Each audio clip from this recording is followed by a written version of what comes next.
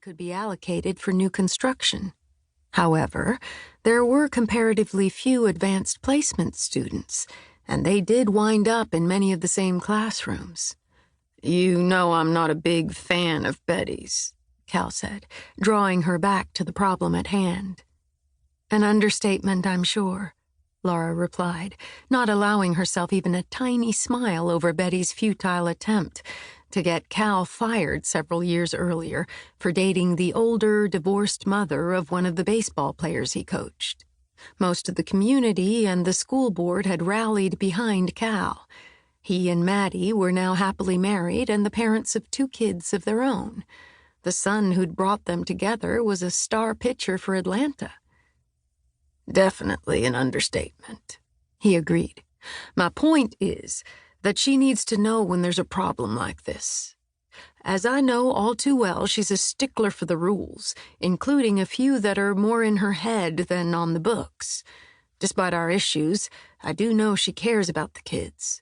If Misty's in some kind of trouble, she'd want to help, not just rush to judgment." "I suppose I know that, too," Laura admitted grudgingly. "And if I can't sit down with Misty and straighten this out, I'll go to Betty.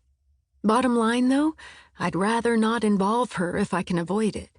I don't want this girl suspended because Betty's intent on making an example of her."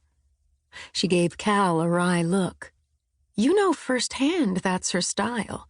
Isn't that what she did to your stepdaughter?" Cal winced. "Oh, yeah. She came down on Katie like a ton of bricks right after the school year started. Believe me, it was not fun around our house when Maddie found out. She grounded Katie, too. It'll be a while before Katie pulls another stunt like that." "Then you know what I mean," Laura said, pleading for understanding. "I also know Katie deserved the punishment she got," he said. Laura sighed. "On some level, I know you're right, but something makes me believe there's more to this, and that I need to understand what that is." She knew firsthand what a rush to judgment could do to damage an already fragile teen. If she hadn't had a teacher on her side years ago, she'd have been a high school dropout herself. That teacher's mentoring and faith in her had driven Laura into teaching herself. She met Cal's gaze. "I swear to you, though, I won't wait much longer before talking to Betty." "Fair enough," Cal agreed. "I'll talk to Katie when I get home tonight. Maybe she'll have some ideas. She's in that same AP class, right?" "She is," Laura confirmed. "And doing very well, by the way." Cal hesitated, his expression thoughtful. "You know, I can't help wondering if it's just some weird coincidence that Katie was caught skipping and suspended.